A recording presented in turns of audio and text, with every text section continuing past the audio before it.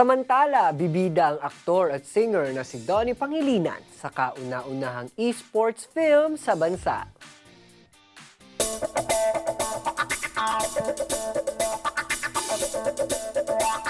Ang pelikulang ay may titulong GG at patungkol sa isang aspiring gamer na may pangalang Seth.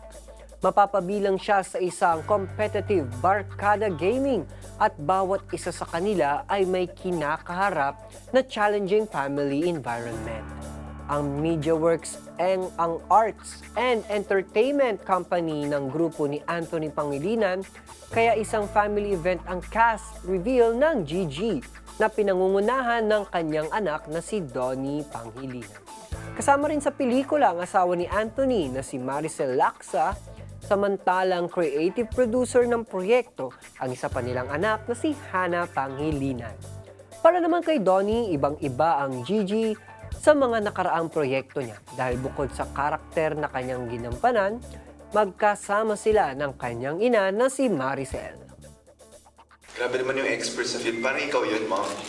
Dahil sobrang dream come true to para sa akin, to be honest.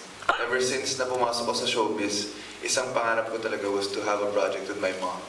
And when we read the script, when we were given the idea of just portraying a mother and a son in this way, this manner, parang naging isang karangalan na makasama ko ang isang Maricel Lacsa. So, yun ang masasabi ko. It will be something I'm sure we will look back on as the years go by, as a movie that we will probably never forget, for sure. Yeah. Very different from real life. Yeah, ibang-iba sa totoong buhay.